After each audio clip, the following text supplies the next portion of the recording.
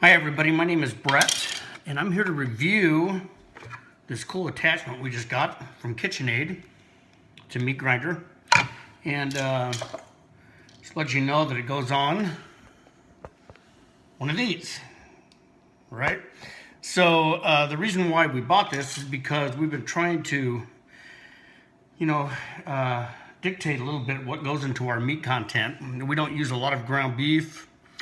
And we've had opportunity to go down to some of our stores that we shop in. We're in Georgia, so we shop at Kroger's or Publix or one of those. But we've asked our butcher in the past to grind up decent quality cuts of meat for us so we can use that as ground beef instead of buying just regular ground beef, right, that we don't know what's in it. So we've gotten a little pushback from that recently. So Carol, my wife, decided I'm going to go buy one of these.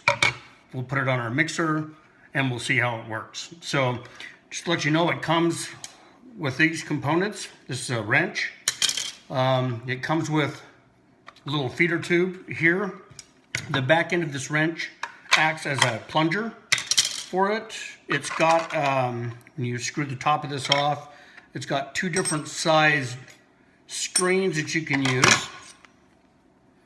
One larger, one smaller, depending on how you want your whatever you're grinding to come out in, what size it is. There's also a little, a little spin wheel right here. It's actually got cutting edges on it to help make the meat actually be able to go through one of these easier. And it's got what I would call an auger in it. Looks just like this. So the auger is this way. It's got an O-ring right here. Remember, O-rings are important and needs to be there. And then it's got this piece that actually, move this over a little bit. If you actually remove this, whoops, and you can throw it on the floor if you want.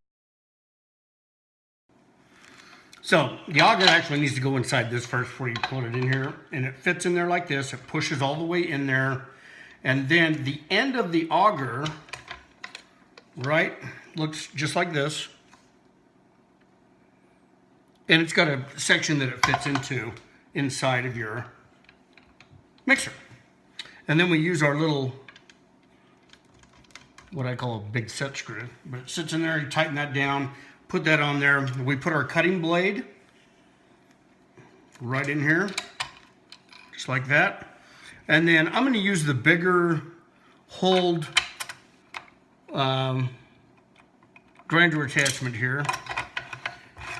And we just screw that on. It goes just like that. Okay, so after that's done, I have actually pre-cut some, I make shepherd's pie. I'm gonna try it. Typically the recipe calls for lamb. I've always cheated in the past because you can't get ground lamb very easily. So I've used hamburger, but we're gonna do some lamb. Today, this auger hole is not very big, so you have to cut up your slices of meat and section those up a little bit to fit in there. So we're gonna go ahead and start this. I'm gonna show you how it comes out of this. It's really pretty cool. Make sure you take your wrench and tighten this up, which I didn't do, right? Just to make sure it's tight. And it just kind of fits on there like that, and you can tighten that up. But as it spins, we're gonna put some meat in here. And we're going to use our end here, and we'll just push that forward.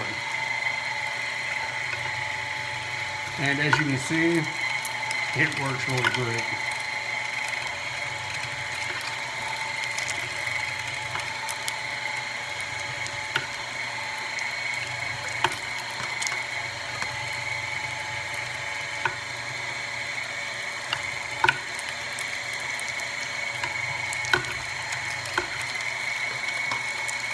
And see, what I have in here, when you do this yourself, if you can, is no preservatives. There's no hidden parts of the meat that I use that, I understand what's in there. I don't have any weird parts or pieces, right? Which I like. I like knowing what's in there. So that's about 1.5 pounds of lamb that we put through there in no time. You can adjust this, make it go a little faster if you want it to, but we'll just let it go from there. This attachment is awesome. It works great. If you need one, I forget how much they are. Get them on Amazon, but I totally recommend it. It's a great product. Thanks.